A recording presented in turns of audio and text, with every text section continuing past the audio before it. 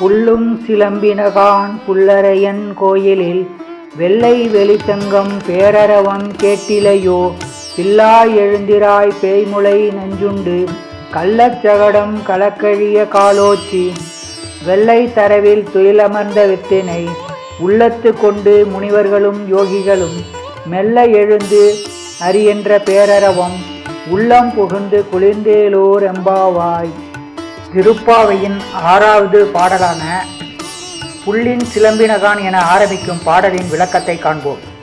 இதுவரை உள்ள 5 பாடல்களில் கோதை நாச்சியார் பாவை நோன்பு நோக்க திருமாலின் திருநாம பெருமைகளையும் பத்மநாபனின் திருக்கோல மேன்மையையும் நாடு செழிக்க மழை அவசியம் என்ற கருத்துடன் செறிவூட்டும் பாடலையும் நீராடலின் உட்பொருளையும் நோம்பிற்கு செய்யும் கிரிசைகளையும் உரைத்தார்.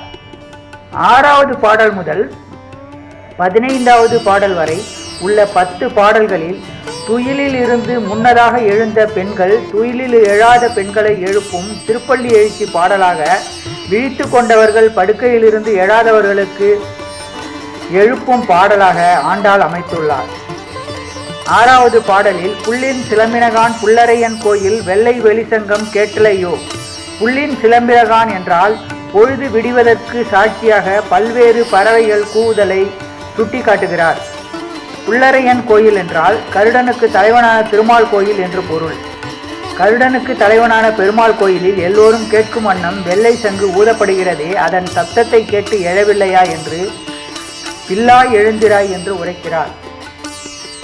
கம்சன் பூதனை என்னும் பேய் மகளை அனுப்பி அவளை கொண்டு ஆயர்பாடியில் வளரும் கண்ணனுக்கு பாலூட்ட செய்து கண்ணனை வஞ்சகமாக கொல்ல அனுப்பி வைக்கிறார். கொடிய விஷம் தோய்ந்த பாலினை தன் மார்பகத்தை கொண்டிருந்த பூதனையை பால் குடிப்பது போல பாவனை செய்து கண்ணன் கொன்று விடுகிறார். அடுத்து கள்ளத்தனமாக அசுர ஆற்றல் பெற்ற சகடாசுரனை காலால் உதைத்து அழிக்கிறார் கண்ணன். இவ்வளவு சிறப்புகள் வாய்ந்த பார்க்கடல் வெள்ளத்தில் ஆதிசேஷன் என்ற பாம்பின் மீது துயில் கொண்டிருக்கும் பார்போற்றும் பரந்தாமனை உள்ளத்தாலே போற்றி முனிவர்களும் யோகிகளும் ஹரி ஹரி என்று போற்றும் ஒளி உள்ளம் குளிர்ந்து எழுந்து வருவாய் என கூறுகிறார்.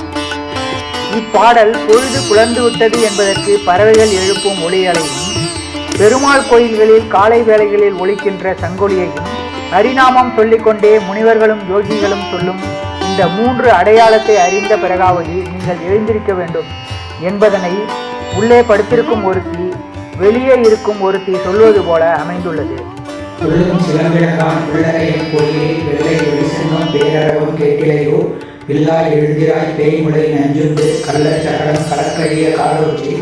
வெள்ளத்தரவில் துயிலமர்ந்த வித்தினை உள்ளத்து கொண்டு முனிவர்களும் யோகிகளும் மெல்ல எழுந்து அறிகின்ற பேரரவம் உள்ளம் பொருந்து குளிர்ந்தேலோ என்பாவாய்.